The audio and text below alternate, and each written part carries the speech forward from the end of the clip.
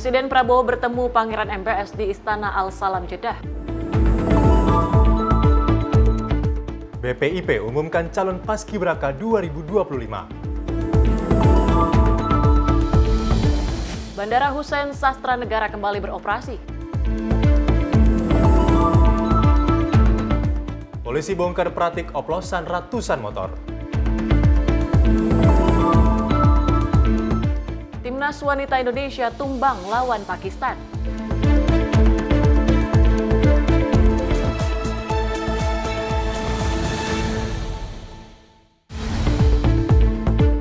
Halo, selamat malam pemirsa. Senang sekali kami kembali hadir untuk mengisi ruang informasi Anda. Selain 5 informasi tadi, kami juga akan menghadirkan sejumlah informasi, diantaranya terkait dengan agenda dari Kementerian Kabinet Merah Putih. Selain itu juga kami akan memberikan informasi seputar peristiwa dan menemani istirahat malam Anda, kami akan memberikan informasi seputar olahraga. Bersama saya Mahathir Muhammad. Dan saya Tiara Dianti, inilah Menyapa Indonesia Malam untuk Anda.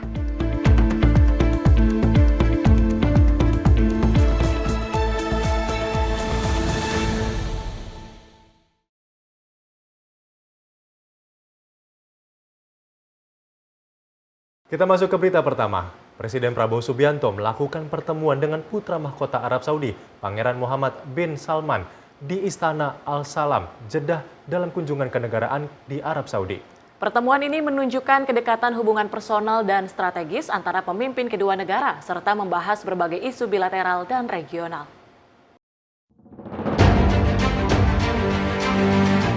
Presiden Republik Indonesia Prabowo Subianto melakukan pertemuan dengan putra mahkota sekaligus Perdana Menteri Arab Saudi, Pangeran Mohammed bin Salman Al Saud di Istana Al-Salam, Jeddah pada Rabu 2 Juli 2025. Presiden Prabowo tiba di Istana Al-Salam sekitar pukul 17.00 waktu setempat. Setibanya di pelataran istana, Presiden langsung disambut hangat oleh Pangeran Mohammed bin Salman sesaat setelah turun dari kendaraan. Keduanya tampak akrab saat berjabat tangan dan berjalan berdampingan dalam perbincangan yang hangat. Kunjungan kenegaraan ini diawali dengan upacara penyambutan yang digelar secara hikmat. Presiden Prabowo dan Pangeran MBS berdiri tegak mendengarkan lagu kebangsaan Indonesia Raya dan lagu kebangsaan Arab Saudi. Usai upacara, kedua pemimpin melanjutkan pertemuan empat mata atau TET. Pertemuan ini menjadi simbol kedekatan personal dan strategis antar pemimpin, serta menjadi momen penting untuk membahas isu bilateral dan regional. Selanjutnya, Presiden Prabowo dan Pangeran MBS mengikuti pertemuan bilateral bersama delegasi dari kedua negara. Agenda pertemuan mencakup penguatan kerjasama di berbagai bidang antara Indonesia dan Arab Saudi. Dalam pertemuan ini, Presiden Prabowo didampingi oleh Menteri Koordinator Bidang Pangan Zulkifli Hasan, Menteri Luar Negeri Sugiono, Menteri Agama Nasaruddin Umar, Menteri Investasi dan Hilirisasi Rosan Roslani, serta Sekretaris Kabinet Teddy Indrawijaya. Delegasi juga diikuti oleh Duta Besar RI untuk Kerajaan Arab Saudi, Abdul Aziz, dan Kepala Badan Pengelola Haji M. Irfan Yusuf. Suasana kebersamaan dan persahabatan terlihat kuat dalam setiap rangkaian agenda kunjungan kenegaraan ini. Tim redaksi Sinpo TV melaporkan. Indonesia dan Arab Saudi sepakat perkuat bantuan kemanusiaan untuk Gaza serta dukungan pemulihan. Keduanya juga berkomitmen menjaga stabilitas dan keamanan global.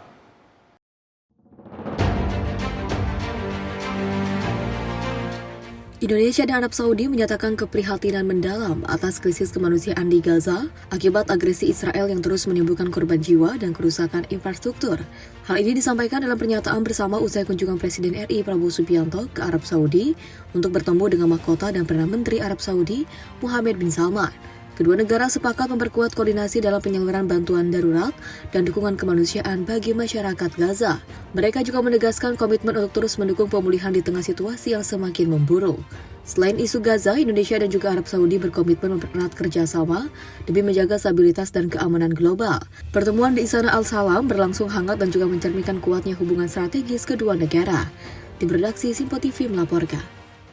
Presiden Prabowo dan PM Arab Saudi MBS menaikkan investasi strategis senilai 437,8 triliun rupiah di sektor energi bersih, digital, dan industri. Keduanya juga sepakat memperkuat kerjasama lewat Dewan Koordinasi Tertinggi dan mendukung perdamaian kawasan.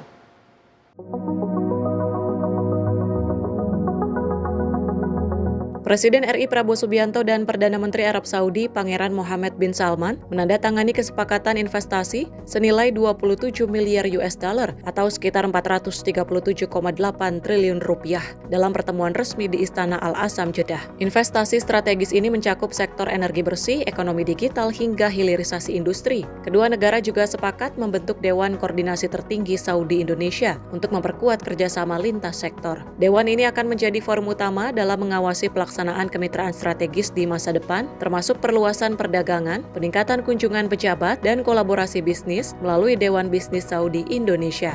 Kita sepakat untuk tingkat kerjasama, kita baru bentuk Dewan Koordinasi Tertinggi, Supreme Coordination Council, antara pihak Saudi dan Indonesia. Kita sepakat tingkatkan semua kerjasama di semua bidang. Jadi saya sangat puas, alhamdulillah produktif. Insya Allah kita akan melihat suatu peningkatan kerjasama antara kita dan Saudi Arabia. Selain ekonomi, Prabowo dan MBS membahas kerjasama energi, kesehatan jemaah haji dan umroh, serta penguatan industri farmasi. Keduanya juga menegaskan komitmen bersama di forum global dan mendukung penyelesaian damai konflik regional, termasuk solusi dua negara untuk Palestina. Tim redaksi Sinpo TV melaporkan. Presiden Prabowo melaksanakan ibadah umroh di Mekah dan menyapa jamaah Indonesia di sela kunjungan kenegaraannya ke Arab Saudi. Sebelumnya, Presiden Prabowo juga bertemu putra mahkota MBS untuk mempererat kerjasama bilateral dan membahas rencana pembangunan kampung haji dan umroh.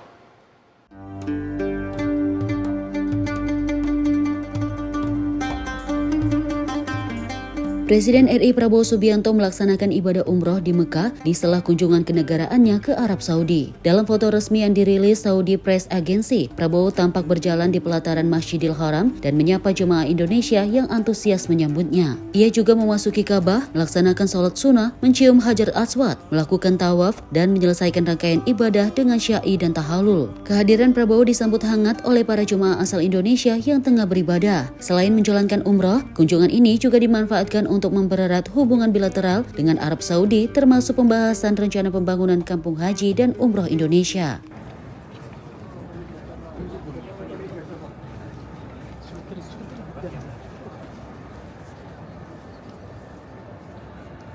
Sebelumnya, Prabowo bertemu dengan putra mahkota sekaligus Perdana Menteri Arab Saudi, Pangeran Mohammed bin Salman di Istana Al-Salam. Pertemuan tersebut menjadi simbol eratnya hubungan kedua negara dan menjadi momen penting dalam memperkuat kerjasama strategis di berbagai bidang. Tim redaksi Sinpo TV melaporkan. Dalam acara peluncuran diskusi Berani Bicara yang diadakan di Rumah Besar Gatot Kaca Jakarta, Deputi Bidang Menteri Komunikasi dan Informasi Isa Ramli menyebut bahwa banyak sekali program yang diluncurkan oleh Presiden Prabowo Subianto. Salah satu program yang kini sedang difokuskan yakni dalam pertumbuhan ekonomi dan kemiskinan, sedangkan pembangunan menjadi target jangka panjang Presiden Prabowo. Alhamdulillah swasembada pangan ternyata belum sampai 1 tahun sudah tercapai. Deputi Bidang Menteri Komunikasi dan Informasi Isa Ramli menjelaskan bahwa banyak sekali program-program yang dibuat oleh Presiden Prabowo. Namun memang kini terdapat beberapa bagian yang menjadi fokus Prabowo seperti pertumbuhan ekonomi, penurunan angka kemiskinan, hingga pembangunan. Prabowo menargetkan sampai tahun 2030 pertumbuhan ekonomi Indonesia bisa berkembang sebesar hingga 8%.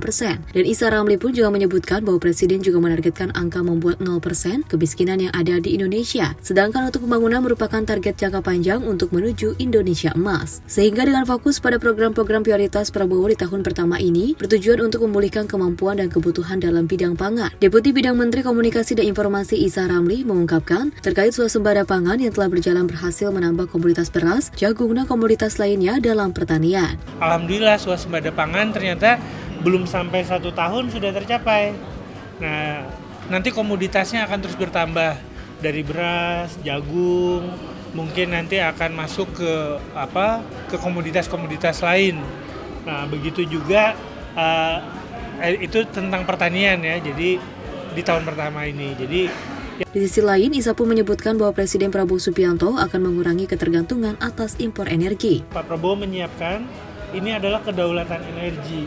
Bagaimana kebutuhan kita akan BBM yang hari ini hampir 1,6 juta barel per hari, itu 1 jutanya itu impor, itu kita kurangi dengan cara tadi kita mulai menggunakan pembangkit listrik tenaga surya mungkin, mengembangkan industri baterai, kemudian bisa jadi juga kemudian kita menggali sumur-sumur minyak kita yang sebenarnya masih produktif tapi kemudian dibiarkan terbengkalai.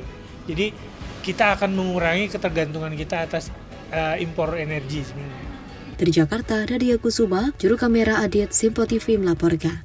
Dari Menteri Pertahanan Syafri Syamsuddin mengungkapkan alasan pemerintah Indonesia bekerja sama dengan pemerintah Malaysia dalam pengelolaan perairan ambang batas laut atau Ambalat di Nunukan, Kalimantan Utara. Syafri mengatakan bahwa hal tersebut menjadi bagian penting untuk menjaga kerukunan dengan negara-negara tetangga.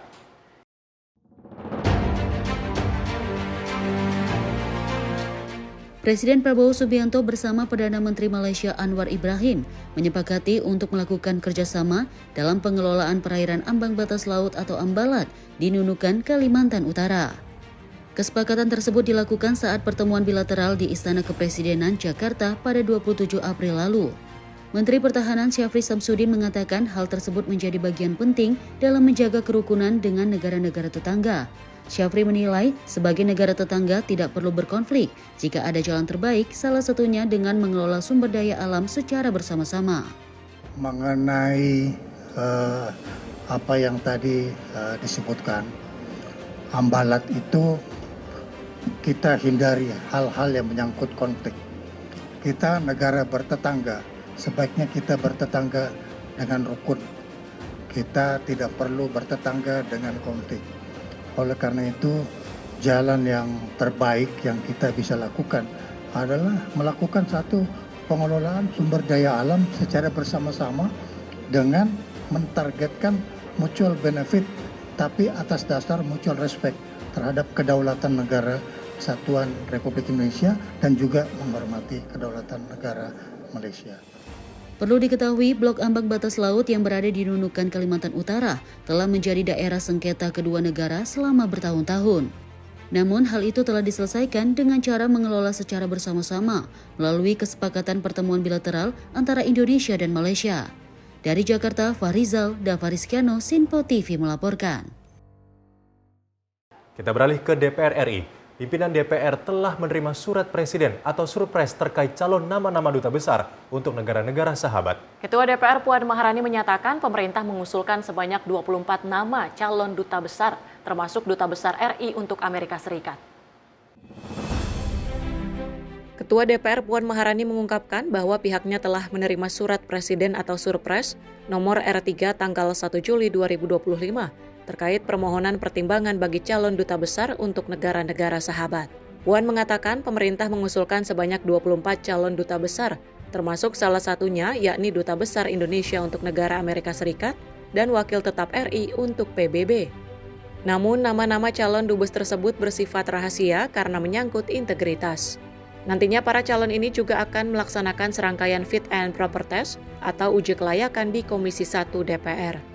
Surat yang alhamdulillah sudah kami terima dari Presiden terkait nama-nama calon dubes sesuai dengan mekanismenya sudah kami laksanakan sesuai dengan mekanisme yang ada di DPR dan nantinya akan dibahas di Komisi 1. Tadi dalam rapat paripurna sudah saya sampaikan bahwa nama-nama bersifat rahasia, kemudian pembahasannya pun bersifat rahasia karena ini menyangkut nama dan terkait dengan integritas dan lain sebagainya. Namun bisa saya sampaikan usulan negara yang disampaikan oleh pemerintah ada 24 negara. Jadi nanti tunggu hasil dari fit and proper yang akan dilakukan oleh Komisi 1. Mulai hari ini Komisi 1 akan melakukan mekanisme yang ada di Komisi 1 untuk melakukan fit and proper di Komisi 1. Dari Jakarta, Fahrizal Davarizkiano, Sinpo TV melaporkan. Pemirsa, DPR menggelar sidang paripurna ke-22 masa persidangan 4 tahun 2024-2025 di Kompleks Parlemen Senayan, Jakarta pada Kamis pagi. Sidang paripurna tersebut beragendakan pengambilan keputusan penetapan calon Deputi Gubernur Bank Indonesia. DPR menggelar sidang paripurna ke-22 masa persidangan 4 tahun 2024-2025 di Kompleks Parlemen Senayan, Jakarta pada Kamis pagi. Sidang kali ini beragendakan laporan Komisi 11 DPR tentang hasil pembahasan Fit and Proper Test atau uji kelayakan terhadap calon Deputi Gubernur Bank Indonesia. Dalam hal itu, Ricky Pradana Ghazali secara resmi ditetapkan menjadi Deputi Gubernur Bank Indonesia menggantikan Doni Primanto yang masa jabatannya selesai pada 11 Agustus 2025. Adapun rapat paripurna dipimpin langsung oleh Ketua DPR Puan Maharani dengan dipimpin Wakil Ketua DPR lainnya, Dasko, Cucun Ahmad, Samsur Rijal, dan Saan Mustafa dan Adis Kadir. Ucapkan kepada pimpinan Komisi 11 DPR RI yang telah menyampaikan laporannya. Sidang Dewan yang kami hormati, sekarang perkenankan kami menanyakan kepada Sidang Dewan yang terhormat, apakah laporan Komisi 11 DPR RI terhadap hasil uji kelayakan Fit and Proper Test calon Deputi Gubernur Bank Indonesia tersebut dapat disetujui? Terima kasih. Perlu diketahui, Ricky Pradana Ghazali telah menjalani Fit and Proper Test atau uji kelayakan bersama Komisi 11 DPR pada 1 Juli lalu. Calon Deputi Gubernur Bank Indonesia tersebut dipilih secara musyawarah mufakat sehingga disahkan melalui rapat paripurna. Dari Jakarta, Farizal Ahmad Amin, Simpo TV melaporkan. Pimpinan DPR mengucapkan bela sungkawanya atas meninggalnya Direktur Rumah Sakit Indonesia di Gaza, Dr. Marwan Al-Sultan, akibat serangan udara Israel yang menghantam kediamannya di kawasan Ta'al al-Hawa, Gaza. Pimpinan DPR berharap kejadian tersebut tidak terulang lagi. Pasalnya, hal ini bukan masalah konflik saja, melainkan menyangkut urusan kemanusiaan.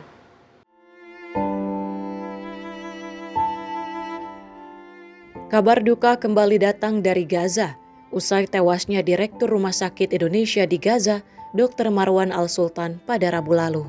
Dr. Marwan meninggal dunia bersama keluarganya akibat serangan udara negara Israel yang menghantam kediamannya di kawasan Tal al-Hawa, Gaza.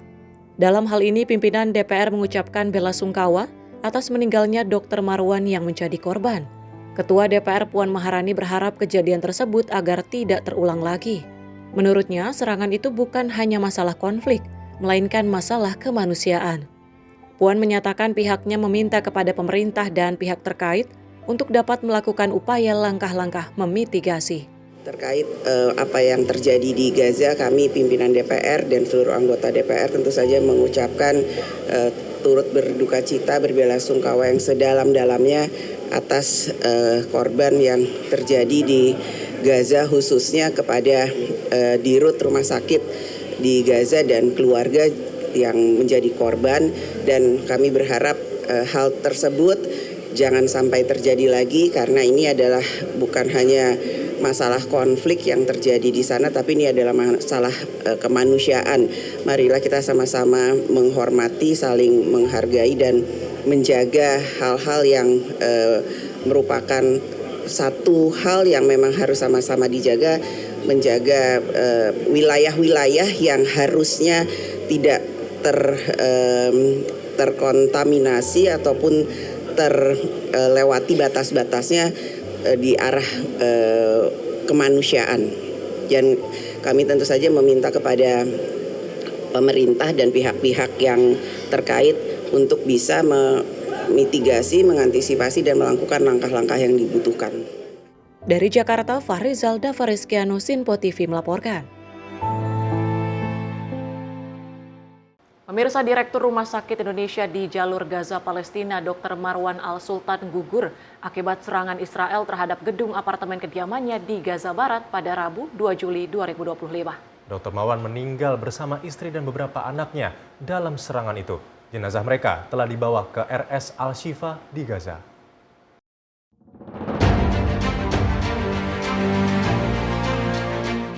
Direktur Rumah Sakit Indonesia di jalur Gaza, Palestina, Dr. Marwan Al-Sultan, gugur akibat serangan Israel terhadap gedung apartemen kediamannya di Gaza Barat pada Rabu 2 Juli 2025. Dalam laporan yang sama, terdapat pula 2 warga Palestina meninggal dan sejumlah lainnya terluka dalam serangan terpisah ke sekolah Al-Zaitun di Gaza City bagian selatan.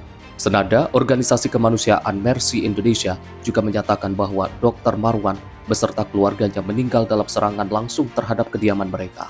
Menurut Mercy, Dr. Marwan adalah sosok yang berdedikasi tinggi dalam pelayanan kesehatan bagi masyarakat Gaza, khususnya selama masa-masa krisis kemanusiaan yang berkepanjangan.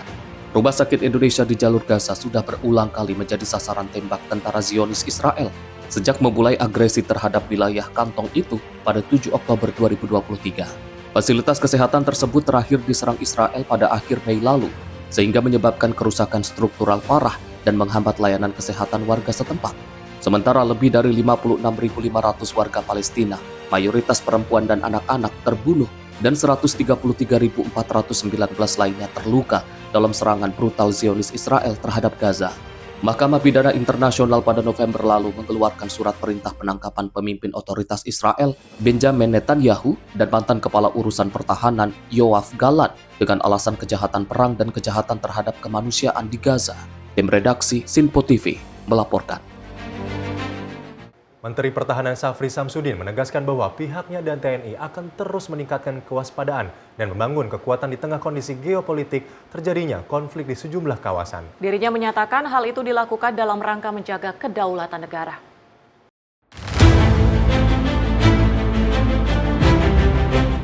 Di tengah ketegangan geopolitik saat ini, TNI akan terus meningkatkan kewaspadaan dan membangun kekuatan. Hal ini dipicu usai adanya beberapa negara yang konflik di sejumlah kawasan, salah satunya yakni perang Iran dan Israel. Menteri Pertahanan Safri Samsudin mengatakan, posisi Indonesia adalah sebagai negara yang menganut politik bebas aktif dengan tidak memihak negara manapun. Sehingga dengan posisi Indonesia sebagai politik bebas aktif, maka tidak memiliki larangan terhadap pengadaan alutsista. Oleh karena itu, kebutuhan alutsista yang dibutuhkan oleh TNI Angkatan Darat, Udara, dan Laut akan dipasok tanpa adanya pembatasan. Jadi inti dari kesimpulan yang dibahas tadi adalah sektor pertahanan dalam hal ini Kemhan dan TNI meningkatkan kewaspadaan yang tinggi dengan terus melakukan pembangunan kekuatan TNI dengan menggunakan filosofi Trisula Nusantara.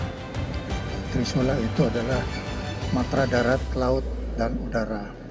Kemudian tentunya kebutuhan alutsista yang dibutuhkan oleh TNI Angkatan Darat dan TNI Angkatan Laut serta TNI Angkatan Darat ini dipasok tanpa pembatasan. Kita sebagai negara yang menganut politik bebas aktif dan juga berada pada garis non-blok itu tidak mempunyai restriksi apa-apa terhadap pengadaan alutsista. Jadi kebutuhan pengguna dan pembina kekuatan ini kita fasilitasi untuk memperkuat kekuatan matra darat, matra laut, dan udara.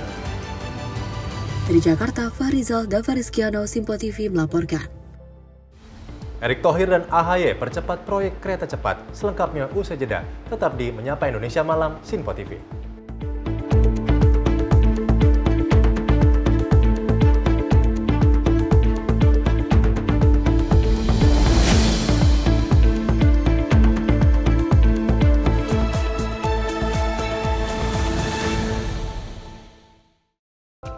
Horas Maju Jual Medan. Untuk Anda yang berada di Bandar Baru, Sumatera Utara, kini Sinpo TV hadir di channel digital 28 UHF. Jangan lupa terus lakukan scan ulang secara berkala agar Sinpo TV hadir sebagai televisi terbaik di layar kaca Anda. Sinpo TV, referensi berita politik masa kini.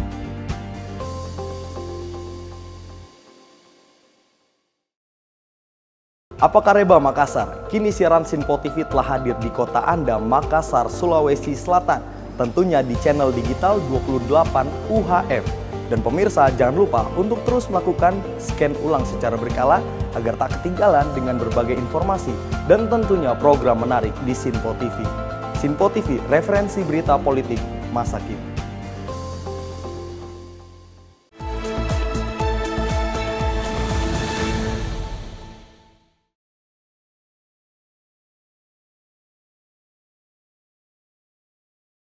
Anda kembali menyaksikan Menyapa Indonesia Malam. Pemirsa, Menteri BUMN Erick Thohir menghadiri rapat koordinasi dengan Menko Infrastruktur dan Pembangunan Kewilayahan Agus Harimurti Yudhoyono. Erick Thohir menyampaikan bahwa BUMN siap berkolaborasi dengan seluruh stakeholders untuk mewujudkan integrasi transportasi nasional mencakup darat, laut, dan udara.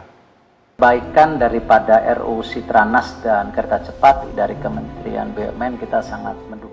Dalam rapat tersebut membahas dua isu utama, pertama terkait penyelenggaraan kereta api cepat, dan kedua terkait gagasan rancangan Undang-Undang Sistem Transportasi Nasional atau Sistranas. Rapat tersebut menindaklanjuti arahan dari Presiden Prabowo Subianto untuk melanjutkan proyek kereta cepat sebagai salah satu program strategis. Ini merupakan semangat tersendiri bagi kami karena peranan BUMN dalam berbagai urusan infrastruktur sangat esensial, sangat sentral. Bapak Presiden Prabowo Subianto menyampaikan sejumlah direktif terkait dengan konektivitas dengan sektor transportasi nasional. Melalui caption di sosial media Instagram @Erick Thohir, disampaikan bahwa Kementerian BUMN mendukung satuan tugas oleh Menko IPK guna percepatan penyelesaian RUU Sistem Transportasi Nasional sehingga mewujudkan konektivitas dan produktivitas wilayah sejalan dengan Asta-Cita Presiden. Belajar dari pengembangan bandara dan kereta cepat Jakarta-Bandung, serta berkomitmen meningkatkan pelayanan kepada masyarakat,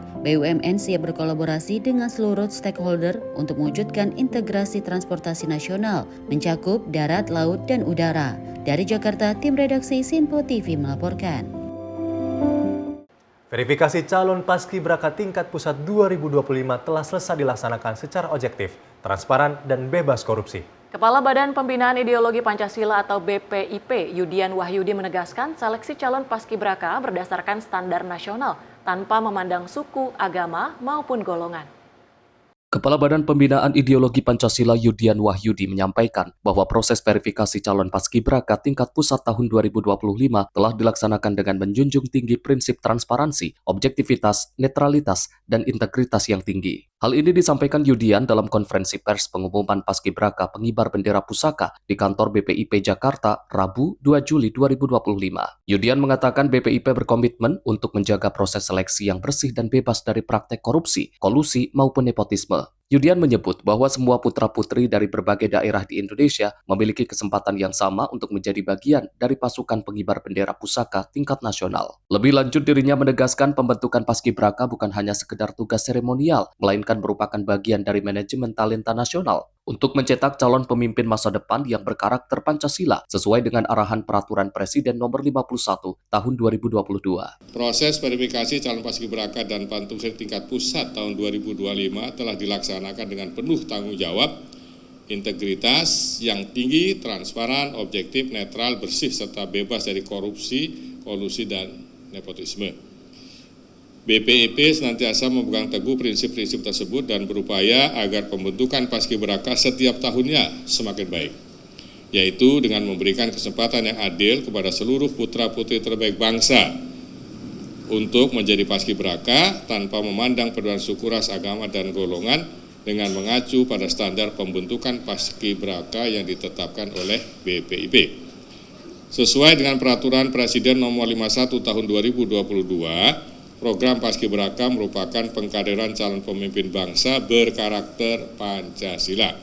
Oleh karena itu, pembentukan paskibraka adalah proses manajemen talenta nasional dari putra-putri terbaik bangsa yang diharapkan di masa depan akan menjadi pemimpin Indonesia di berbagai bidang yang berkarakter Pancasila. Dari Jakarta, Jihan Nabila, Rona Bayu, Sinpo TV melaporkan. Relawan Gatot Kaca Prabowo Gibran meluncurkan diskusi berani bicara bersama Kepala Komunikasi Kepresidenan mengenai arah kebijakan pembangunan di pemerintahan Presiden Prabowo Subianto. Deputi 1 Bidang Komunikasi dan Informasi PCO, Isa Ramli berharap diskusi tersebut tidak hanya menjadi materi saja, namun juga memiliki peran tersendiri bagi relawan dan mahasiswa.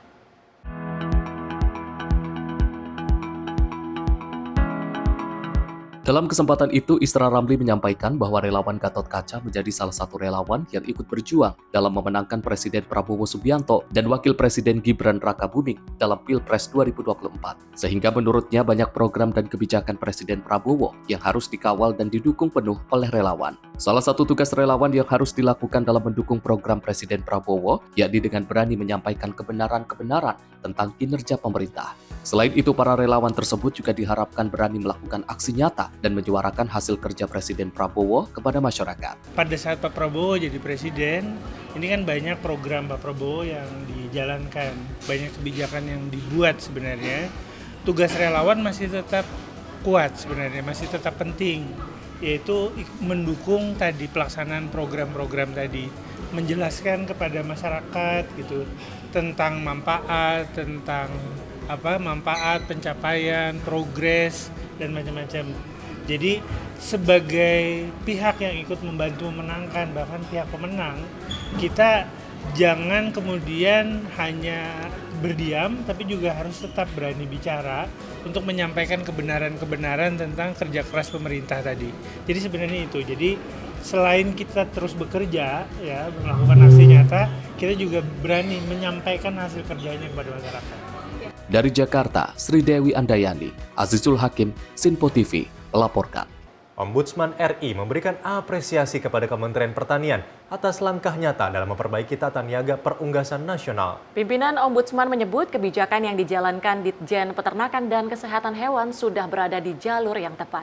Merasa puas dengan kinerja yang dilaksanakan Presiden. Ombudsman Republik Indonesia menyampaikan apresiasi kepada Kementerian Pertanian atas langkah nyata dalam memperbaiki tata niaga perunggasan nasional. Pimpinan Ombudsman YK Hendra Fatika menyatakan Ombudsman puas dengan kinerja yang telah dilaksanakan oleh seluruh jajaran peternakan dan kesehatan hewan yang selama ini dinilai on the track dalam menjalankan saran dan tindakan korektif dari Ombudsman RI.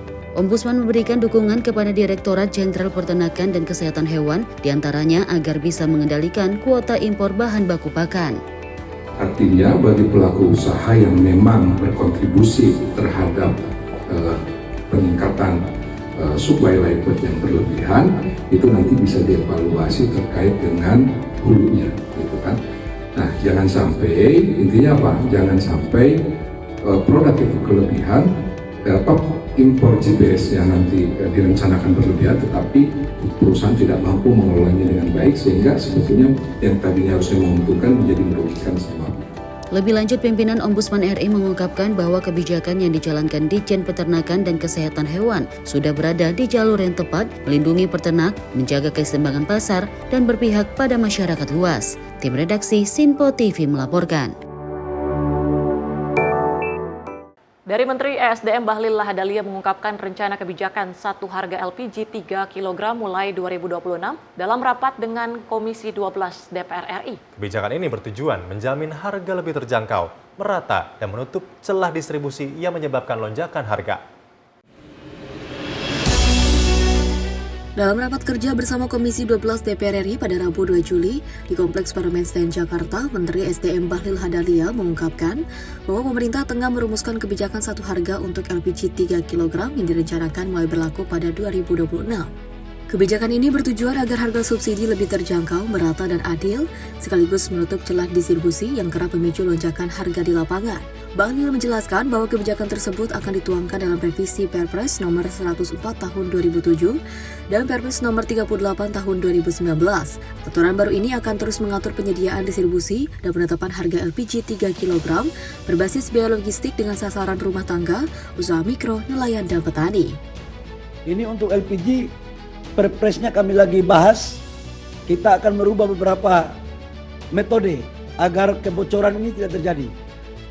Termasuk harga yang selama ini diberikan kepada daerah, ini ada kemungkinan nanti kita dalam pembahasan dalam Perpres kita tentukan aja satu harga supaya jangan ada gerakan tambahan di bawah. Karena ini kan negara menghabiskan uang tidak sedikit, 80 sampai 87 triliun per tahun untuk subsidi. Kalau harganya dinaikkan terus, antara harapan negara dengan apa yang terjadi tidak sinkron. Ia menegaskan penyederhanaan rantai pasok dan penetapan satu harga bertujuan mencegah kebocoran subsidi serta memastikan bantuan tepat sasaran. Pemerintah menilai perlunya transformasi tata kelola karena harga eceran LPG di lapangan kerap jauh melebihi harga yang ditetapkan. Tim redaksi Sinpo TV melaporkan. Kita beralih ke berita selanjutnya.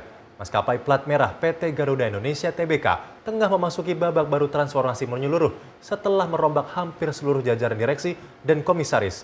Kini, Persero yang berada di bawah naungan Danantara mengadakan kick-off meeting. Meeting yang dilakukan bersama COO Danantara Doni Oskaria langsung dilakukan pada Selasa 1 Juli 2025, tepat satu hari setelah rapat umum pemegang saham dilakukan.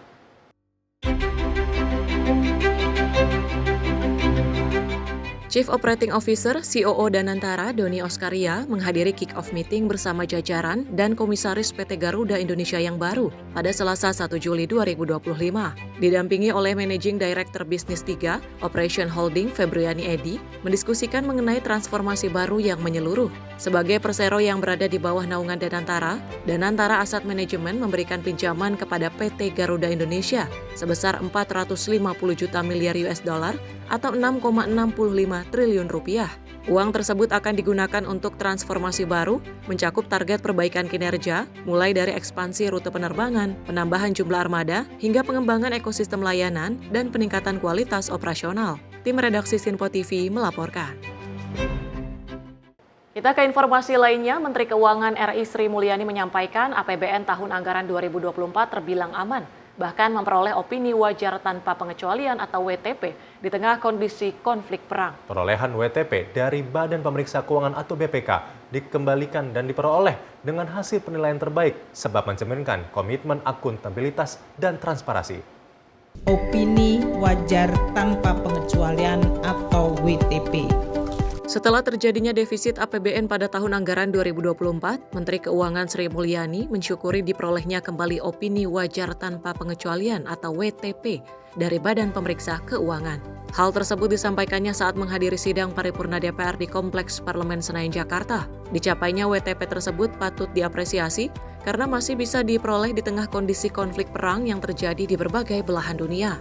Seperti konflik yang terjadi antara Rusia dengan Ukraina yang tak kunjung selesai sejak tahun 2022, hingga perang di Timur Tengah dan konflik militer di Laut Merah, di mana dinamika-dinamika tersebut dapat mengganggu rantai pasok internasional. Pada kesempatan yang baik ini, pemerintah menyampaikan penghargaan yang setinggi-tingginya kepada seluruh pihak yang telah mendukung pelaksanaan APBN tahun 2024 secara efisien, efektif, dan akuntabel. Secara khusus kami menyampaikan terima kasih kepada DPR RI dan BPK atas kerjasama yang erat, pengawasan yang efektif, serta berbagai masukan konstruktif di dalam pelaksanaan APBN tahun anggaran 2024. Dengan mengucapkan syukur alhamdulillah, pada tahun anggaran 2024, pemerintah kembali memperoleh opini wajar tanpa pengecualian atau WTP. Dari Jakarta, Zuliandri, juru kamera Dava Rizkiano, tim liputan Sinpo TV melaporkan. Pemerintah memberikan penghargaan kepada tim Rinjani Rescue yang bertugas dalam proses evakuasi warga negara Brazil Juliana Marins yang terjatuh ke jurang Gunung Rinjani, Nusa Tenggara Barat. Penghargaan diberikan oleh Menteri Kehutanan Raja Juli Antoni yang turut menyampaikan rasa terima kasihnya. Sekali lagi terima kasih sebesar-besarnya, setulus-tulusnya dari hati yang paling dalam atas kerjasama. Menteri Kehutanan Raja Juli Antoni memberikan penghargaan kepada tim Rinjani Rescue yang bertugas dalam proses evakuasi WNA Brazil yang terjatuh ke jurang di Gunung Rinjani. Menhub mengatakan kejadian ini memberikan berbagai pelajaran, salah satunya yakni pentingnya rasa kemanusiaan. Sebab menurutnya rasa kemanusiaan tidak hanya mengatasi ketakutan dan mengalahkan rintangan, namun juga mengatasi suku, agama, dan warga negara. Karena itu spirit kerelawanan yang ditunjukkan oleh Agam dan kawan-kawan menjadi sangat relevan untuk mengatasi banyak persoalan di Indonesia. Dari hati yang paling dalam mengucapkan terima kasih besar-besarnya kepada 103 orang yang tergabung dalam tim dari Basarnas, kepolisian, dari Damkar, dari relawan, tentu teman-teman di Balai Taman Nasional Rinjani. Hal ini mengajarkan kepada kita, pertama, kemanusiaan itu mengatasi segalanya. Kemanusiaan itu mengatasi latar belakang suku, agama, bahkan warga negara, bahkan mengatasi takutan dan mengalahkan rintangan-rintangan yang tidak sederhana, dan itu dibuktikan. Bapak-bapak sekalian, dan kalau itu saya angkat topi dan mengucapkan terima kasih sekali lagi. Yang kedua, hal ini juga menunjukkan kepada kita bersama bahwa negara kita ini memiliki modal sosial, yaitu kerelawanan. Basarnas kita luar biasa, memiliki kapasitas dan kapabilitas yang luar biasa. Tetapi dengan rentang dan kompleksitas permasalahan yang kita hadapi, dan oleh karena itu spirit kerelawanan yang ditunjukkan oleh Bang Agam dan kawan-kawan jadi sangat relevan untuk mengatasi banyak persoalan di Republik ini. Sekali lagi terima kasih sebesar-besarnya, setulus-tulusnya dari hati yang paling dalam atas kerjasama Bapak Ibu sekalian. Diketahui penghargaan diberikan kepada 103 petugas tim SAR gabungan dan relawan Gunung Rinjani. Pemberian penghargaan ini diwakili 15 orang termasuk Agam Rinjani yang viral karena aksinya dan kisah heroiknya saat proses evakuasi. Dari Jakarta, tim redaksi Simpo TV melaporkan.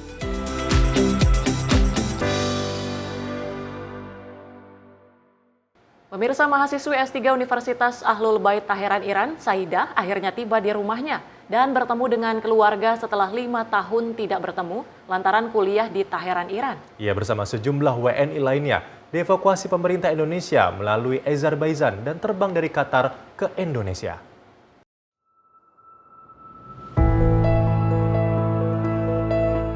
Saidah berusia 31 tahun tengah menikmati makan bersama keluarga besarnya di Desa Bojong, Kecamatan Ranca Bungur, Kabupaten Bogor, Jawa Barat. Saidah baru tiba di rumahnya ini Selasa dini hari. Ia terlihat sangat senang saat menikmati makanan kesukaannya, yaitu sayur asam dan ikan asin plus sambal lalap, masakan ibunda tercintanya, Ibu Maryama, setelah 5 tahun tidak bertemu keluarganya. Selasa siang ia bisa bertemu dengan paman, bibi, dan semua keluarganya makan bersama. Setelah istirahat lantaran tiba di rumahnya Selasa dini hari jam 3.00 waktu Indonesia Barat. Saidah adalah salah satu WNI yang ikut dalam rombongan kloter akhir, tahap pertama evakuasi WNI dari Iran pasca konflik bersenjata dengan menyerang Zionis Israel menggunakan rudal hipersonik yang memporak-porandakan wilayah Israel. Saya pulang sekitar jam 21.40 sampai Bandar. Dari Bandara Doha, Qatar, terus ke Jakarta. Kenapa ke Qatar, Mbak? Nggak Qatar. Kenapa? Saya ngikutin. Dievakuasi oleh pemerintah. Dievakuasi oleh pemerintah, jadi ngikutin pemerintah, KBRI. Bagi kloter-kloter, ada yang kloternya Garuda sama Qatar Garuda, terus Turkis. Tapi karena saya bagiannya tuh Garuda sama Qatar, nah Garuda sendiri tuh masih belum membuka penerbangan, maskapai. Akhirnya ya udah jadinya ditunggu sampai berapa hari ya, dari hari yang harus sudah berangkat itu hari Rabu ditunda sampai hari Sabtu 3 hari. Soalnya karena memang Iran sendiri menyerang Qatar dan penerbangan di Qatar itu ditutup, akhirnya jadi kita di hotel selama Rabu, Kamis, Jumat, Sabtu lagi melayani. Enggak, alhamdulillah. Cemasan enggak sih, karena memang sudah aman dan alhamdulillah juga KBRI terus dari bahan baku PWNI juga semuanya fasilitasi gitu kan, antar jemput bandara, kemudian juga sangat-sangat membantu ya dari siaga juga. Saidah rencananya akan melakukan studi lanjutan dengan melakukan penelitian di Indonesia dan menyusun disertasi untuk meraih gelar doktornya. Saidah meraih gelar S1 dan S2-nya di UIN Syair Hidayatullah Jakarta. Lalu ia mendapatkan beasiswa S2 dan S3 di Universitas Ahlul Bait Taheran, Iran. Dari Bogor, tim kontributor Simpo TV melaporkan. Pemprov DKI akan uji coba Car Free Night. Informasi selengkapnya akan kami hadirkan usai jeda. Tetaplah bersama kami.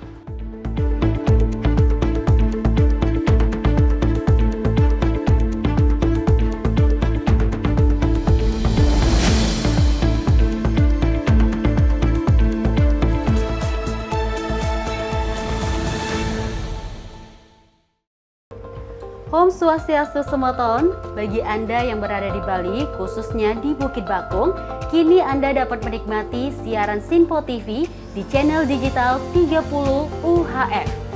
Segera scan ulang televisi digital atau set-top box Anda untuk memastikan tidak melewati program-program terbaik di Simpo TV. Simpo TV, referensi berita politik masa kini.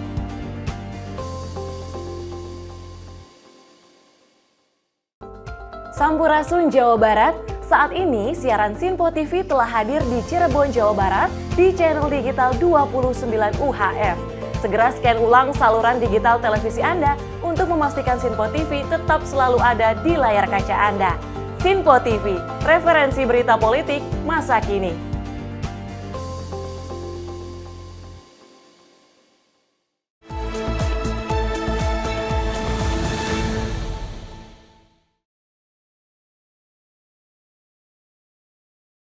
Terima kasih Anda masih menyaksikan Menyapa Indonesia Malam. Berita kami lanjutkan. Layanan penerbangan dari Bandara Hussein Sastranegara kembali beroperasi dengan dibukanya rute baru Bandung-Yogyakarta oleh maskapai Susi Air. Penerbangan ini resmi beroperasi mulai Rabu 2 Juli 2025 dan menjadi titik awal reaktivasi penerbangan reguler di Bandara Hussein setelah mengalami penurunan aktivitas. Akhirnya alhamdulillah Susi Air bisa buka rute baru Jogja, Bandung. Bandara Hussein Sastranegara kembali bergairah. Maskapai Susi Air resmi membuka rute baru Bandung-Yogyakarta pulang pergi mulai Rabu 2 Juli 2025. Penerbangan ini menjadi titik awal reaktivasi penerbangan reguler yang sebelumnya sempat lesu akibat penurunan aktivitas. Wali Kota Bandung Muhammad Farhan menyambut antusias penerbangan perdana tersebut. Farhan menyebut langkah ini sebagai tonggak awal dari reaktivasi Bandara Hussein Sastranegara setelah beberapa tahun mengalami penurunan jadwal penerbangan.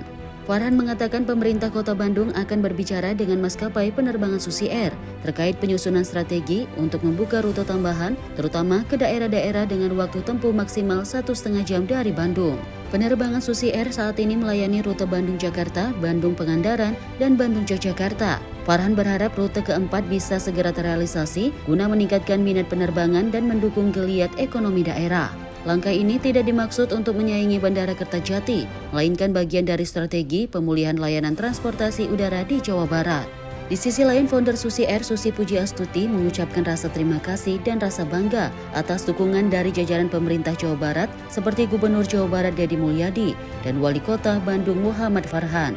Susi mengatakan rasa bahagianya karena disambut langsung untuk mendukung Bandara Hussein Sastranegara kembali beroperasi. Kali ini saya disambut gubernur, wali kota semua. Pesawatnya disiram seperti pesawat besar, jadi katanya sedikit-sedikit jadi bukit, jadi belum ada yang besar ya, yang kecil juga sudah kembali. Terima kasih bahwa airline kami yang kecil ini hari ini diapresiasi. Terima kasih. Eksekutif General Manager PT Angkasa Pura II Bandara Hussein, R. Indra Krisna Saputra, mengatakan kesiapan pihaknya sebagai operator untuk mendukung semua kegiatan penerbangan. Indra memastikan Bandara Hussein tetap memenuhi syarat dan regulasi, serta siap mendukung bila frekuensi penerbangan ditingkatkan. Tim redaksi Sinpo TV melaporkan. Pemirsa, pemerintah Provinsi DKI Jakarta akan melaksanakan uji coba penerapan malam bebas kendaraan bermotor atau Car Free Night di kawasan Jalan MH Tamrin dan Jenderal Sudirman, Jakarta pada hari Sabtu nanti. Uji coba ini akan dibarengi dengan perayaan Tahun Baru Islam 1447 Hijriah yang melibatkan 10.000 orang.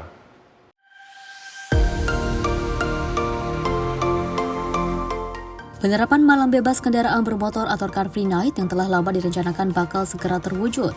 Wakil Gubernur DKI Jakarta Rado Karno saat ditemui di Gedung Balai Kota Jakarta pada Rabu siang menyebut bakal melakukan uji coba Car Free Night di sepanjang Jalan Sudirman Tamrin pada hari Sabtu pekan ini. Uji coba akan dibarengi dengan perayaan HUT Tahun Baru Islam 1447 Hijriah melalui kegiatan pawai obor elektrik yang melibatkan 10.000 orang santri. Nantinya para santri tersebut akan berjalan kaki sambil membawa obor elektrik menuju Bundaran Hotel Indonesia.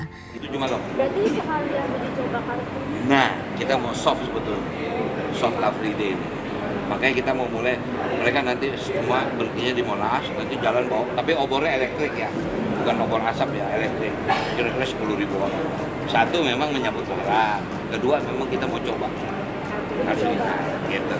Seperti diketahui, pelaksanaan Car Free Night merupakan salah satu strategi Pemprov DKI dalam menurunkan emisi karbon. Kegiatan CFN yang akan dimulai pada pukul 22 waktu Indonesia Barat dipastikan tak akan mengganggu acara-acara seperti pernikahan yang digelar di gedung-gedung sekitar Sudirman Tamrin. Sebab hal tersebut merupakan pendapatan dari hotel-hotel yang ada di sekitar jalur CFN. Dari Jakarta, Dio Balau, Sinpo TV melaporkan. Kita beralih ke berita selanjutnya.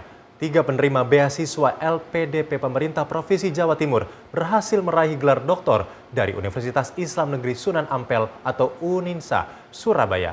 Gubernur Jawa Timur Hovifah Indar Parawansa turut hadir dalam ujian terbuka promosi doktor yang digelar di Gedung Amphitheater UINSA dan menyampaikan apresiasi atas capaian ketiga doktor baru tersebut.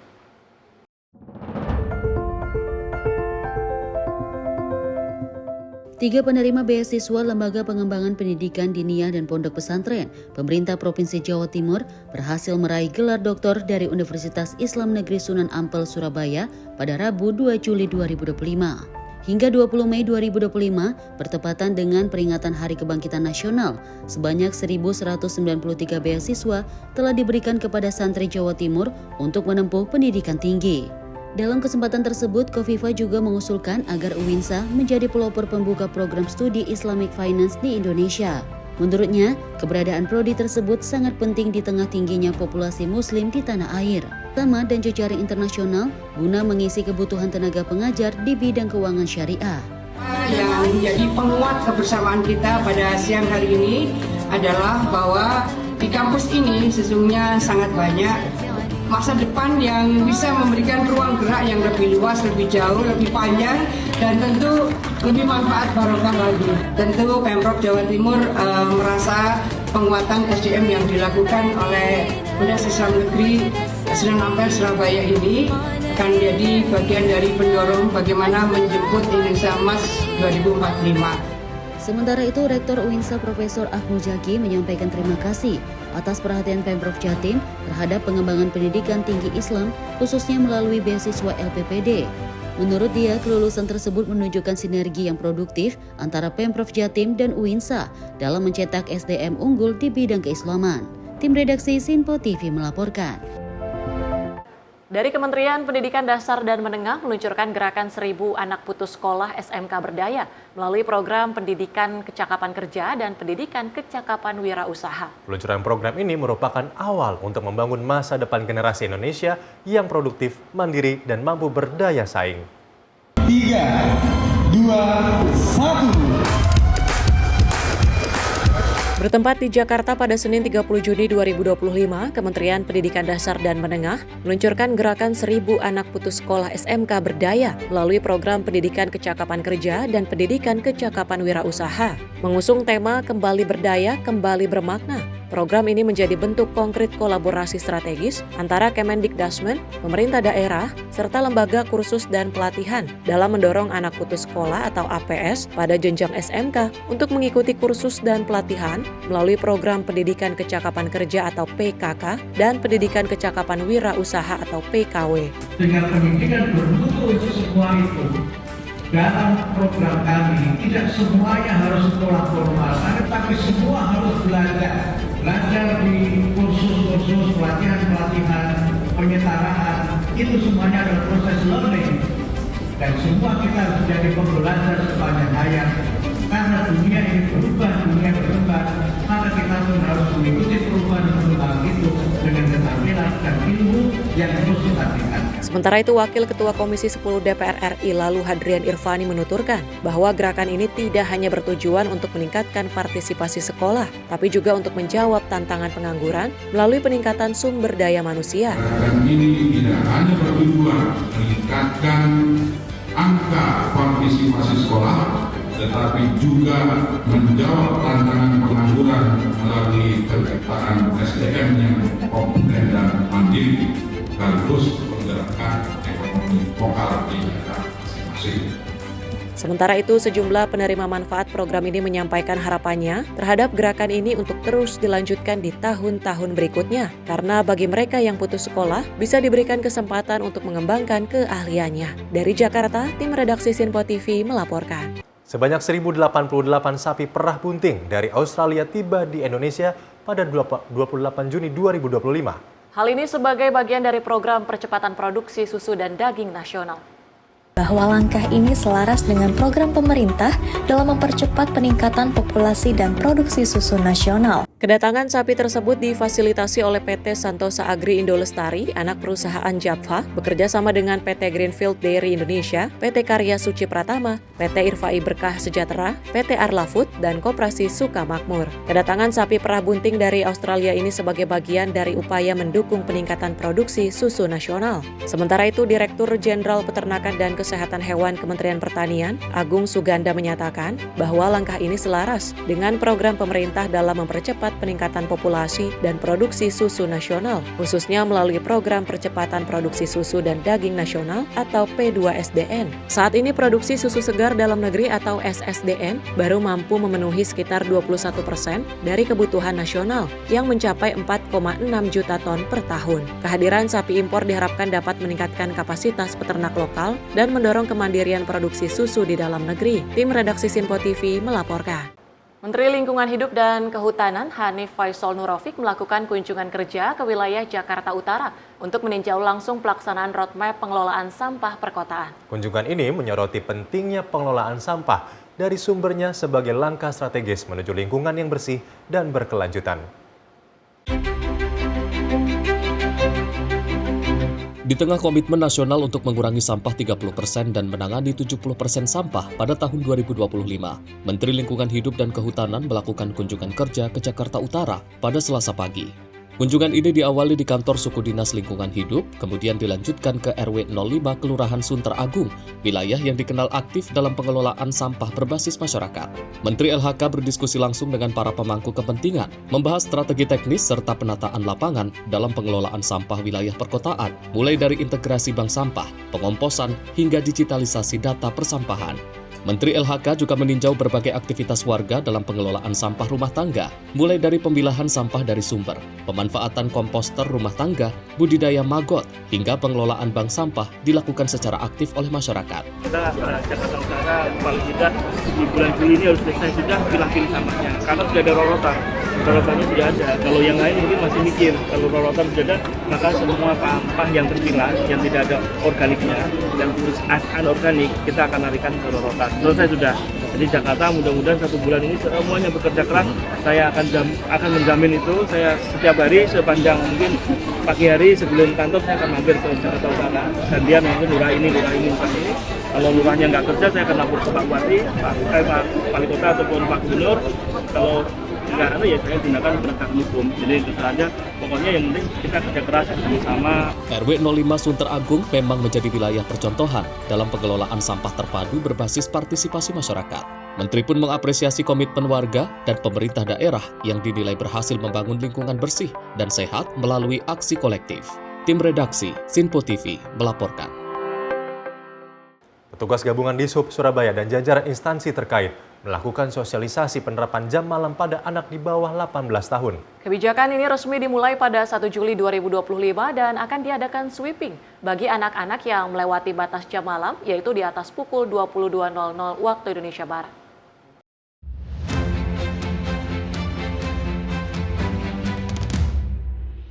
Sosialisasi penerapan jam malam anak dilakukan oleh petugas gabungan Dinas Perhubungan Surabaya dan jajaran instansi terkait. Penerapan jam malam pada anak ini akan diberlakukan pada anak usia di bawah 18 tahun. Kebijakan ini resmi dimulai pada 1 Juli 2025 dan akan diadakan sweeping bagi anak yang masih keluyuran dan yang melewati batas jam malam, yaitu di atas pukul 22.00 waktu Indonesia Barat. Nantinya bagi anak yang terjaring sweeping akan dilakukan pembinaan atau mengikuti program rumah perubahan. Tim redaksi Sinpo TV melaporkan. Pemirsa, Menkom Digi Mutia Hafid menyerahkan bantuan internet cepat untuk 2 sekolah rakyat di Yogyakarta guna mendukung pendidikan digital. Program ini akan diluncurkan Presiden Prabowo pada 14 Juli 2025 mendatang sebagai bagian transformasi digital nasional.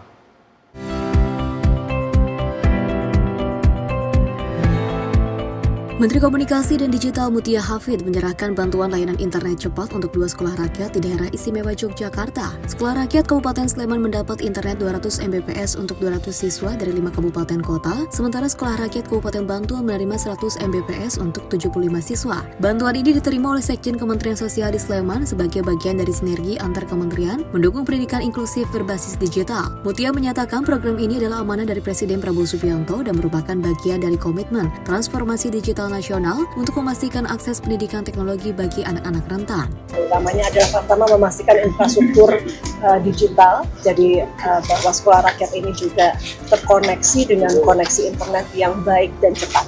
Kemudian yang kedua adalah melakukan komunikasi publik dengan baik, karena setiap program atas nama transparansi harus dapat tersampaikan dengan baik kepada masyarakat.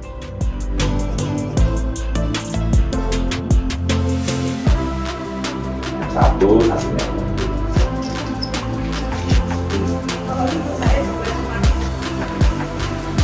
bahwa target awal 100 dari Pak Presiden kemudian naik jadi 200, proses rekrutmen sudah selesai. Hari ini kita juga akan memberikan arahan kepada para orang tua dan juga anak-anak. Teman-teman tadi sudah lihat fasilitasnya, insya Allah semuanya sudah siap untuk tahun ajaran yang akan segera dimulai. Program Sekolah Rakyat akan diluncurkan resmi oleh Presiden Prabowo Subianto pada 14 Juli 2025. Menkom DIY didampingi jajaran kementerian memastikan dukungan teknis infrastruktur digital terus dimonitor agar sekolah dapat beroperasi sebagai smart school dengan layanan internet yang memadai. Tim redaksi Simpo TV melaporkan. Menteri Desa Pembangunan Daerah Tertinggal atau Mendes PDT, Yandri Susanto menyerahkan Akta Badan Hukum Koperasi Desa Merah Putih kepada 326 desa di Kabupaten Serang, Banten. Seluruh Kopdes Merah Putih di wilayah Kabupaten Serang dipastikan sudah resmi berbadan hukum dan siap beroperasi.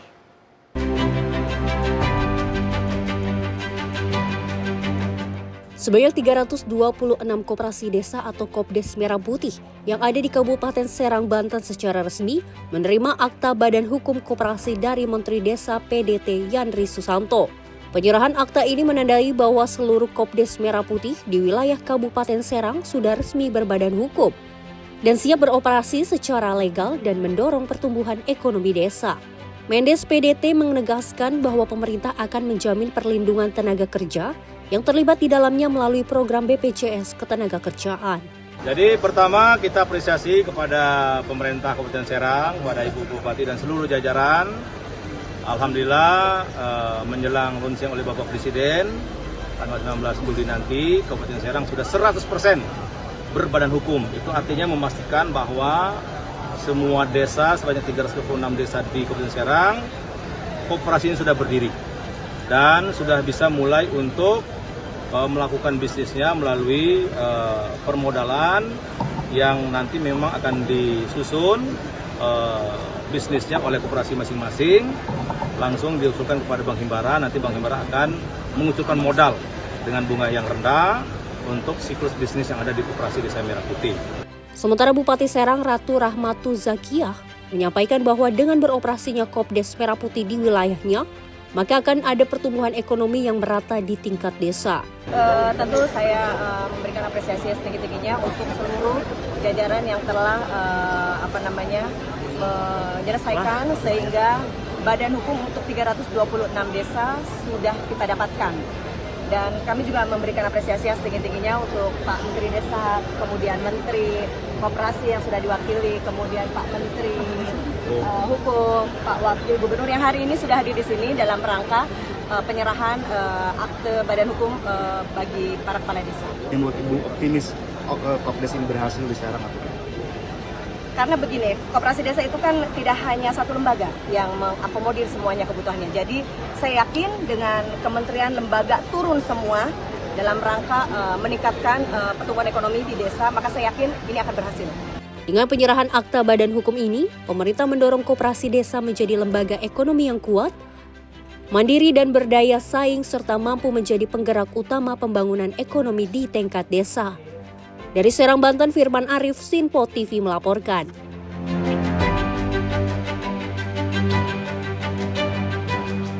Menteri Perdagangan Budi Santoso mengungkapkan Kementerian Perdagangan terus mendorong usaha mikro, kecil, dan menengah atau UMKM menembus pasar global melalui berbagai inovasi termasuk ekspor lewat platform seperti Shopee. Untuk itu, Kemendak telah menyiapkan berbagai instrumen untuk memudahkan UMKM dalam menembus pasar global.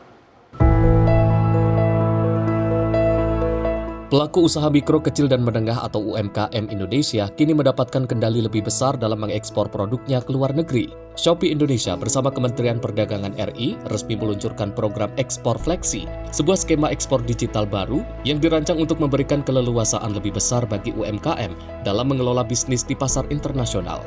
Melalui program ini, penjual dapat menetapkan harga produk, menentukan margin keuntungan, hingga menjalankan strategi promosi dan kampanye secara mandiri di toko luar negeri. Shopee juga menyediakan akses langsung ke sub-akun toko luar negeri melalui seller center untuk mempermudah pengelolaan lintas negara. Menteri Perdagangan RI Budi Santoso mengapresiasi inisiatif ini dan menekankan pentingnya kolaborasi pemerintah dan sektor swasta dalam mendorong ekspor UMKM. Program yang dikembangkan Shopee ini sejalan juga dengan program pemerintah, dengan target pemerintah yang sudah ditetapkan. Yang kedua, ini lebih banyak memberikan kemudahan bagi UMKM. UMKM punya banyak pilihan, mau ekspor melalui Shopee yang membuat gampang. Secara konvensional ya silakan, mau ikut program apa aja silakan, yang penting bisa ekspor ya. Yang kita itu punya banyak pelatihan ekspornya, kemudian pelatihan termasuk packaging ya, desain produk. Kita ada namanya klinik desain di Grogol, kita tetap itu juga tidak dikenakan biaya. Budi memaparkan bahwa ekspor nasional tumbuh 6,69% sepanjang Januari hingga Mei 2025 dengan target tahunan sebesar 7,1%. Nilai ekspor UMKM juga menunjukkan kinerja positif dengan capaian 1 triliun rupiah selama periode tersebut.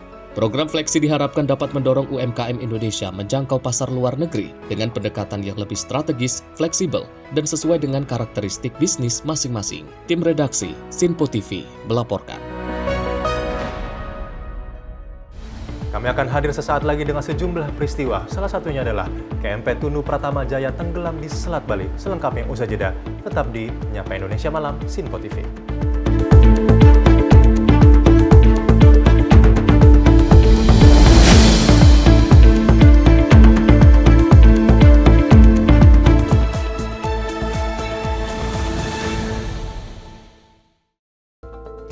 Via kabaran Des Jawa Tengah, bagi Anda yang berada di Gombel, Jawa Tengah, siaran Sinpo TV kini telah hadir di channel digital 30 UHF. Segera scan ulang televisi digital Anda agar Anda bisa menikmati berbagai program menarik dari Sinpo TV. Sinpo TV, referensi berita politik masa kini.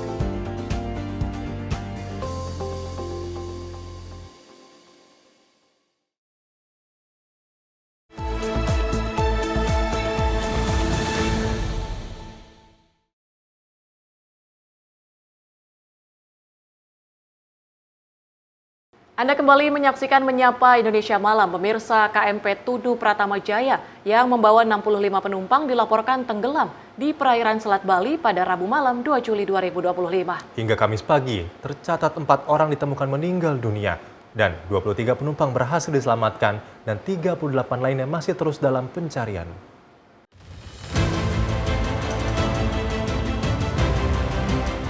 Sebuah kapal penyeberangan KMP Tunu Pratama Jaya dilaporkan tenggelam di perairan Cekik, Gilimanuk pada Rabu malam.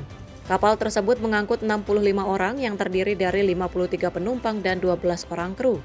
Sebelum tenggelam, kapal diduga mengalami kebocoran pada bagian mesin dan sempat mengirimkan sinyal darurat melalui radio komunikasi. Pada pukul 00.19 WITA, kapal mengalami blackout, lalu terbalik dan hanyut ke arah selatan, sebelum akhirnya tenggelam di perairan Cekik. Menanggapi insiden ini, tim SAR gabungan dari Banyuwangi dan Jembrana langsung diterjunkan ke lokasi dengan mengerahkan rigid inflatable boat serta kapal KN SAR Permadi. Hingga Kamis pagi terdapat 23 orang selamat, 4 orang dilaporkan meninggal dunia, dan 38 orang lainnya masih dalam pencarian. Kini upaya pencarian masih terus berlangsung dan proses evakuasi masih terus dilakukan oleh tim gabungan. Dari Jakarta, tim redaksi Sinpo TV melaporkan. Kepolisian Polres Cimahi membongkar praktik kanibal ratusan motor curian yang dilakukan pelaku di Kampung Ciracas Cipendei, Kabupaten Bandung Barat. Dalam penggerebekan tersebut, polisi juga menemukan pemalsuan dokumen, surat-surat kendaraan STNK dan BPKB. Sejumlah anggota dari Satreskrim Polres Cimahi membongkar praktik kanibal ratusan motor curian yang di Kampung Ciracas Cipendei, Kabupaten Bandung Barat. Dalam penggerebekan ini, polisi mengamankan 2 orang pelaku yang menjadi otak praktik mempreteli ratusan motor curian. Kasus ini bermula salah seorang pelaku pencurian motor ditangkap setelah dilakukan pengembangan. Hasil curian motor dijual ke seorang penadah berinisial C. Setelah didapat motor curian tersebut dikanibal atau dipreteli seperti mesin, ban hingga bodi motor, pelaku C melakukan pembongkaran motor di rumahnya pada malam dan disimpan di bawah rumah panggung. Hasil dari kanibal ini dijual secara kiloan oleh pelaku yang beromset 200 hingga 500 ribu per hari. Menurut Kapolres Cimahi AKBP Niko N. Adi Putra, mengatakan pelaku sudah menjalankan aksi ini sudah 2 tahun. Dari hasil di TKP selain ratusan motor curian yang sudah dikanibal, terdapat STNK dan BPKB palsu. Untuk surat-surat ini masih didalami cara mereka mendapatkannya. Ini adalah ratusan motor yang berhasil dikanibal. Ratusan motor yang berhasil dikanibal, yang mana tersangka HS juga termasuk daftar antrian kendaraan yang akan dikanibal.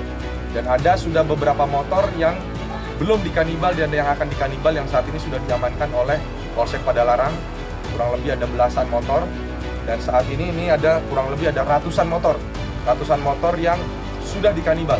Nah, yang menjadi menarik dalam kasus pengungkapan ini adalah beberapa surat-surat yang ditemukan oleh Satreskrim Polres Cimahi maupun jajaran Polsek Padalarang dan Polres Cipendei. Ini ada puluhan BPKB dan ada ratusan STNK yang saat ini masih kami dalami terkait dengan keasliannya.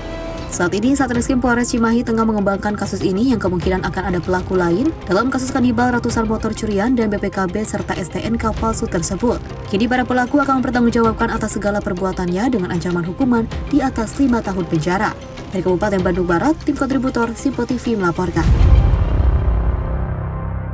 Aksi tawuran antar dua kelompok remaja terjadi di Jalan Raya Jatiwaringin, Pondok Gede, Kota Bekasi, Jawa Barat. Kedua kelompok saling serang menggunakan senjata tajam. Bahkan satu orang yang sudah tergeletak di jalan diserang secara brutal. Video korban tergeletak di jalan viral di media sosial. Dari rekaman CCTV rumah warga, terlihat salah satu kelompok remaja bermotor turun menyerang kelompok lainnya dan kelompok remaja yang menjadi lawan berusaha menyerang balik. Sementara itu, dari rekaman video amatir warga, tawuran yang berawal di jalan perumahan berlanjut ke Jalan Jatiwaringin, Pondok Gede. Video yang viral di media sosial ini memperlihatkan salah satu kelompok menyerang menggunakan senjata tajam, bahkan satu orang korban yang sudah tergeletak di jalan diserang menggunakan batu kayu dan senjata tajam secara brutal. Warga mengatakan tawuran dua kelompok remaja terjadi pada Senin dini hari sekitar pukul 4. Salah satu korban yang tergeletak di jalan awalnya mengendarai motor namun diserang oleh kelompok lawan hingga terjatuh dan diserang menggunakan senjata tajam. Setengah ini jangan, harus setengah 3 yang jangan. Oh gitu. Ini saling serang atau gimana bang? Tahu nih yang itu yang pakai motor, yang baik motor di jalan apa gimana? Ada di sini betul 2 orang, bukan satu yang sampai. Belum diketahui dua kelompok remaja yang terlibat tawuran dari wilayah mana dan apakah ada korban luka maupun jiwa saat aksi tawuran. Hingga saat ini pihak kepolisian belum memberikan keterangan aksi tawuran yang salah satu korban tergeletak di Jalan Jatiwaringin hingga videonya viral di media sosial. Kasusnya ditangani oleh Polsek Pondok Gede dan Polres Metro Bekasi Kota. Dari Bekasi, kontributor Simpo TV melaporkan. Petugas BPBD Surabaya berhasil menggagalkan wanita yang hendak bunuh diri. Sebelumnya, saat petugas akan melaksanakan kegiatan susur sungai, mendapati laporan dari warga yang melihat wanita hendak menceburkan diri ke sungai.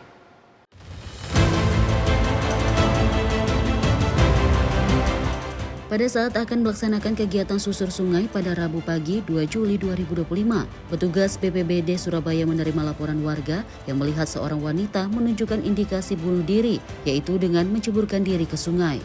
Merespon hal tersebut, petugas Rikandi BPBD Surabaya melakukan trauma healing kepada wanita tersebut dan akhirnya berhasil menggagalkan aksinya.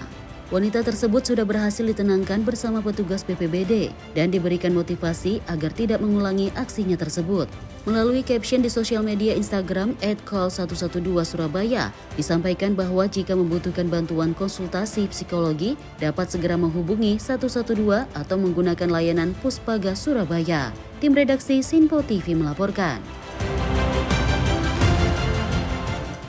Pemirsa, satu unit rumah warga di Desa Galala, Kecamatan Sirimau, Kota Ambon tertimbun tanah longsor. Insiden yang terjadi pada 2 Juli 2025 pukul 4:51 waktu Indonesia Timur ini memakan korban.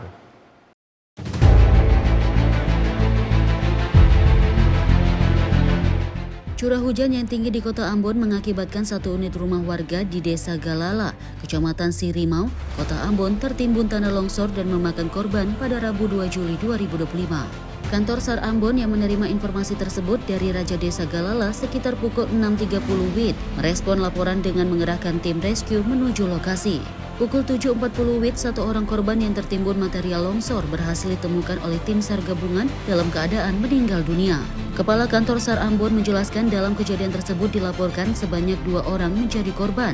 Satu korban langsung dievakuasi dengan selamat, namun tidak dengan satu orang korban lainnya. Setelah dilakukan pencarian oleh tim SAR gabungan yang dibantu masyarakat setempat, korban berhasil ditemukan namun dalam keadaan meninggal dunia. Korban ditemukan oleh tim masih berada di dalam rumah atau kamar. Kemungkinan korban masih tertidur saat terjadi tanah longsor. Adapun korban meninggal dunia yakni Frederika Leunusa, 82 tahun, dan korban selamat yakni Elvira Tanamal, 51 tahun. Tim redaksi Simpo TV melaporkan. Seorang wanita yang sedang olahraga menjadi korban penjamretan telepon genggam di perumahan Citra Garden 2 Kalideres, Jakarta Barat. Pengurus RW setempat membuka sayembara dengan hadiah 10 juta rupiah bagi masyarakat yang dapat memberikan informasi yang tepat dan benar terkait pelaku penjamretan.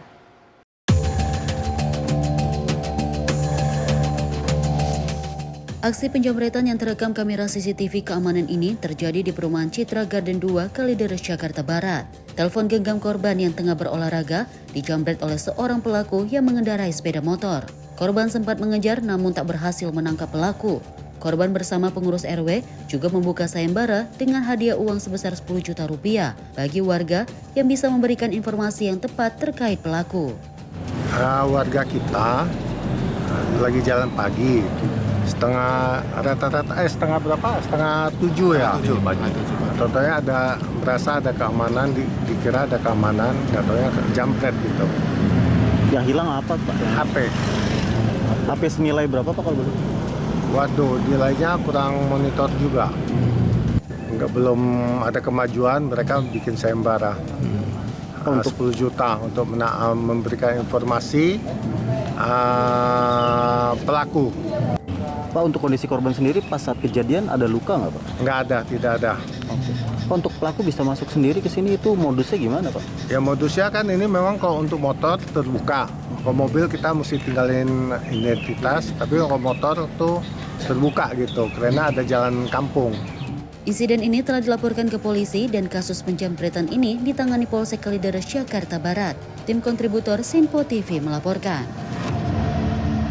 7 pelaku pembobolan rumah mewah di kawasan Kebonjeruk, Jakarta Barat berhasil ditangkap Satreskrim Polres Metro Jakarta Barat. Uang tunai dalam pecahan rupiah dan dolar beserta emas senilai 800 juta rupiah telah habis dijual para pelaku untuk foya-foya.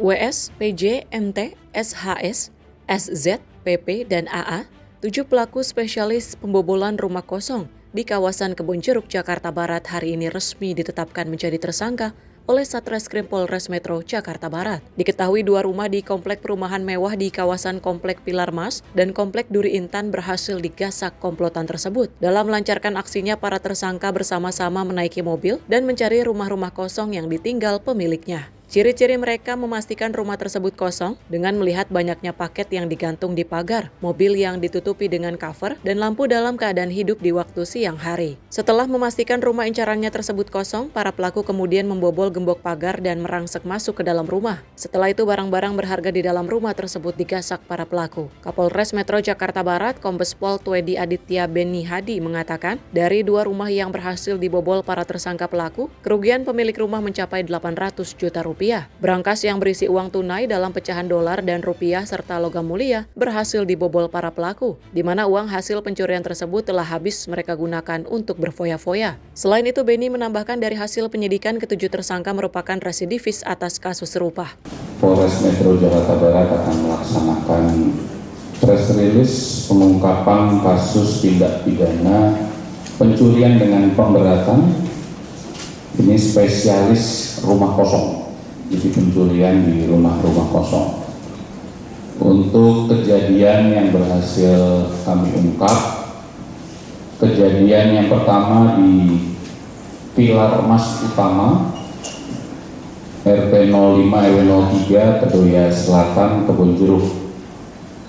Lokasi yang kedua, Jalan Duri Intan Raya, RP 04 RW 12, Kelurahan Duri Kepa, Kecamatan Kebonjeruk. Untuk modus operandinya,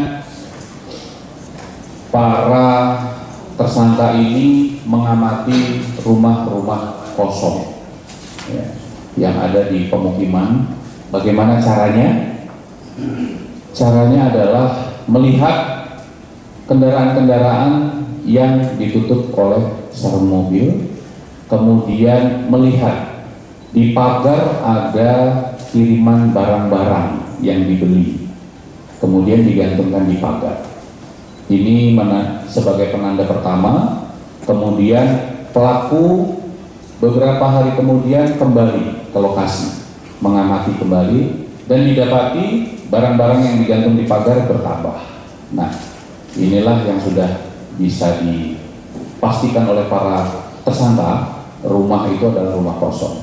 Dari hasil pengungkapan tersebut, polisi menyita barang bukti berupa gerinda, linggis, obeng, dan tang besar, serta televisi dan perangkat telepon genggam yang belum sempat dijual para tersangka. Selain itu, berangkas yang sebelumnya sempat dibuang para tersangka ke kali berhasil ditemukan petugas. Atas perbuatannya, para tersangka dijerat dengan pasal 363 KUHP tentang pencurian dan pemberatan dengan ancaman hukuman pidana selama 7 tahun penjara. Dari Jakarta, tim kontributor Sinpo TV melaporkan. Sebuah kecelakaan melibatkan kereta api dan sebuah kendaraan forklift di perlintasan sebidang tanpa palang pintu di kawasan Buntaran, Tandes, Surabaya pada Rabu 2 Juli 2025. Akibatnya, forklift terseret sejauh 10 meter serta menghantam palang pintu perlintasan dan sebuah warung di sekitar rel.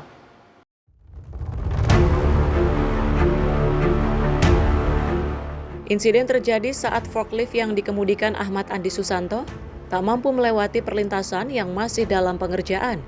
Roda kendaraan tersebut tersangkut di batu rel dan berhenti selama lebih dari 30 menit. Sang pengemudi sempat meminta bantuan warga untuk mengangkat forklift dengan kayu, namun upaya tersebut gagal.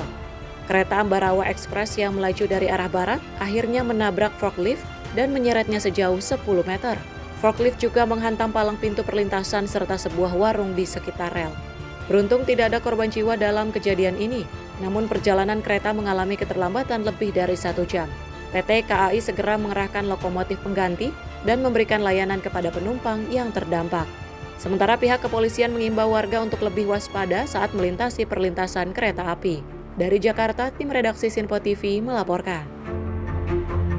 Badan Narkotika Nasional memusnahkan barang bukti narkoba hasil ungkap 33 kasus perkara selama 5 bulan terakhir yang di dalamnya melibatkan 78 orang tersangka. Pemusnahan barang bukti narkotika sebanyak 592,85 kg dan 471 butir narkotika berbagai jenis ini dimusnahkan dengan cara dibakar menggunakan mesin insenerator.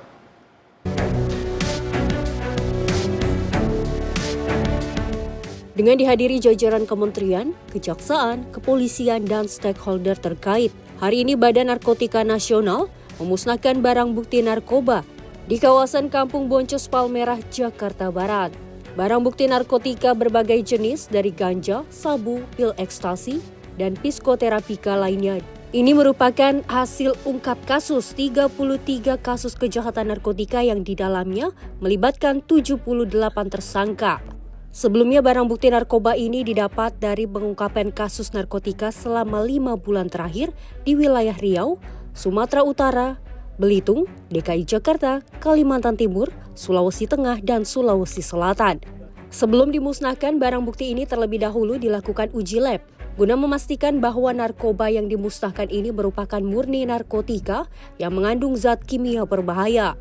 Total barang bukti yang dimusnahkan hari ini seberat 592,85 kg dan 471 butir narkotika tersebut dimusnahkan dengan cara dibakar menggunakan mesin insinerator milik BNN. Ada 34 kasus kalau tidak salah ya.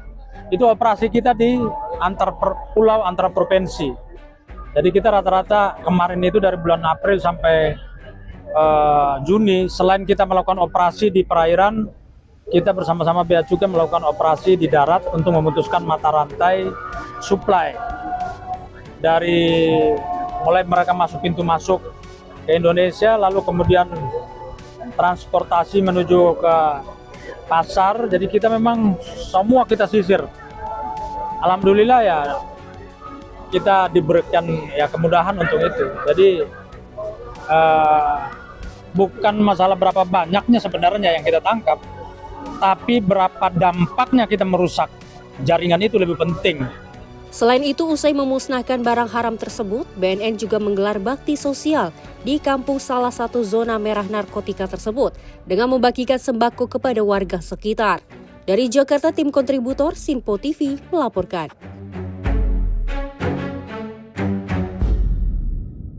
Bangunan tua bekas pabrik roti ambruk pasca diguyur hujan deras di Bukit Duri pada Rabu 2 Juli 2025 pada pukul 18.10 waktu Indonesia Barat. Akibatnya 3 unit sepeda motor warga tertimbun reruntuhan bangunan yang ambruk.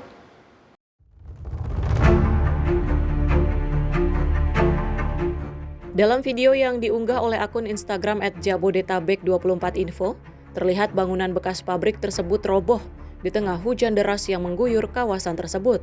Seorang saksi mata bernama Ujang mengaku terkejut saat peristiwa terjadi. Ia menyatakan sebelum bangunan roboh, hujan deras disertai angin kencang melanda wilayah itu. Warga segera diarahkan ke tempat yang lebih aman untuk menghindari hal yang tak diinginkan.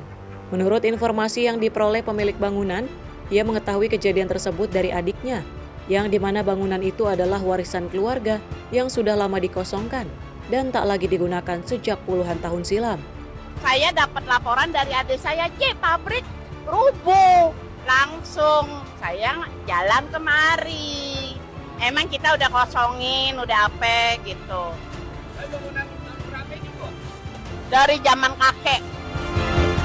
Tahun 50 aja udah lebih. Tahun 40 kali ya.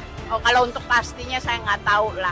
Meski tidak ada korban jiwa dalam insiden ini, namun 3 unit sepeda motor yang terparkir di sekitar lokasi dilaporkan tertimpa reruntuhan bangunan. 1 unit diantaranya sudah berhasil dievakuasi oleh pemiliknya, sementara 2 unit lain masih terendam di bawah puing-puing. Petugas PPSU Kelurahan Bukit Duri dikerahkan untuk membersihkan puing-puing yang sempat menutup jalan. Demikian kondisi di sekitar lokasi sudah dinyatakan kondusif dan lalu lintas kembali normal dan lancar. Dari Jakarta, tim redaksi Sinpo TV melaporkan. Informasi tadi sekaligus mengakhiri perjumpaan kita di edisi Menyapa Indonesia malam kali ini. Saya Mahathir Muhammad, segenap kru yang bertugas pamit undur diri dan selamat malam.